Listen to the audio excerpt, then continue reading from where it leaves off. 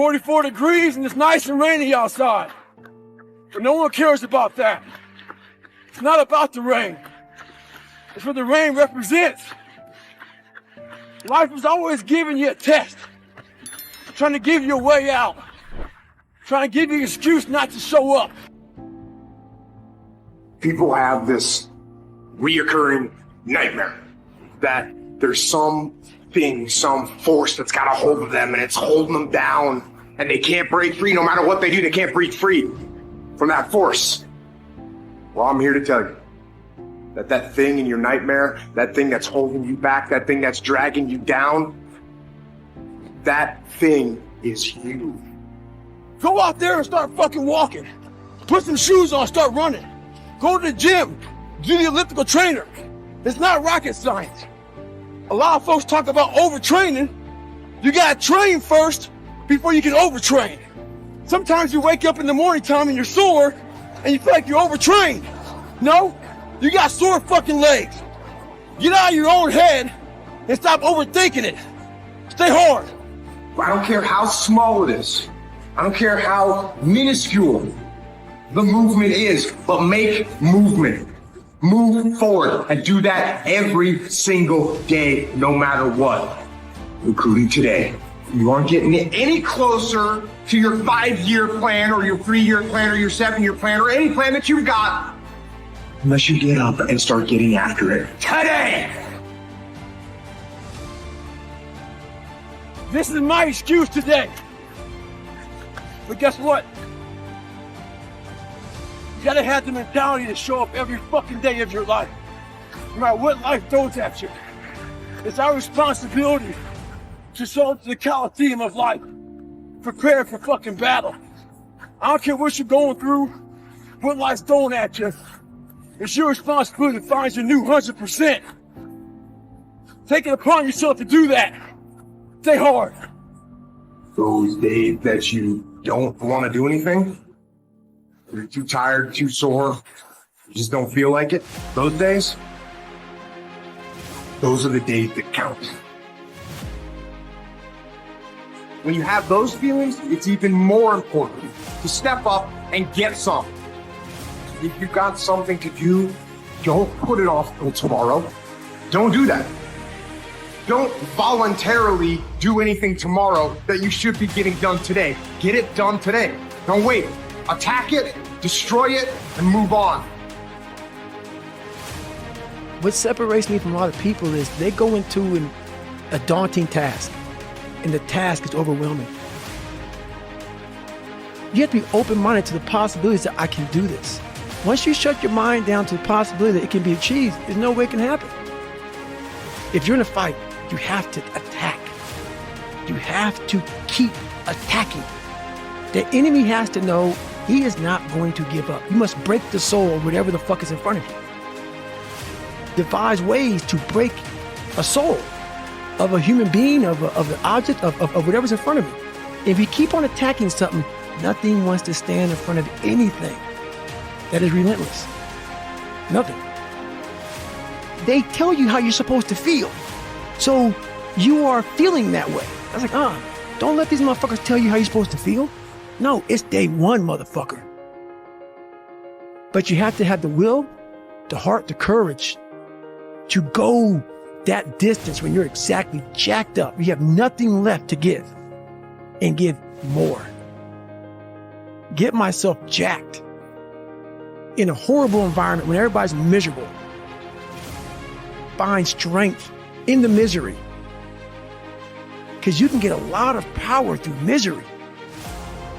Using all that misery for tons and tons and tons of drive and motivation. Take these motherfuckers' souls. And we start fueling off of that. We start fueling off the fact that, man, it takes 1 second of energy to steal everybody's. And then you have all the energy you need. That's all you need. You need to look at someone's eyes. You know how it is when you fight somebody, you broke that motherfucker. He's like, oh God, man, I know where to go back to the next round. And you feel like, my God, I can fight all day. You have to take great pleasure in the fact that no one wants to be where the fuck you're at right now. Great pleasure, man. Most makes, it has to bring a passion out of you.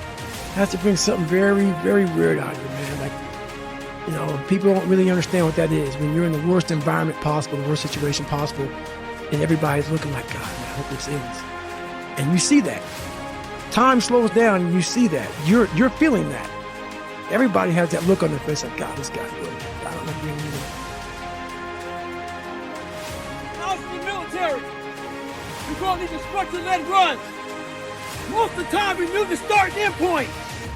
So on the way back, I started seeing people getting happy and shit. Because the end was near. But there were some asshole instructors that would hear the happiness and go right on past the end point. When that happened, everybody stopped talking. Heads would start dropping. And I started taking fucking souls. At that time, I knew what happened in their mind. They were living off the hope factor. They hoped the instructors would stop running. They hoped the water was never cold. They hoped the weather was fucking good. I don't live off that hope shit. I wish the water was cold. I wish them motherfucking instructors keep on fucking running. I wish the fucking rain. When the ending is unknown and the distance is unknown, that's when you know who the fuck you are. Stay hard. It's so easy to be great nowadays. Most people are weak.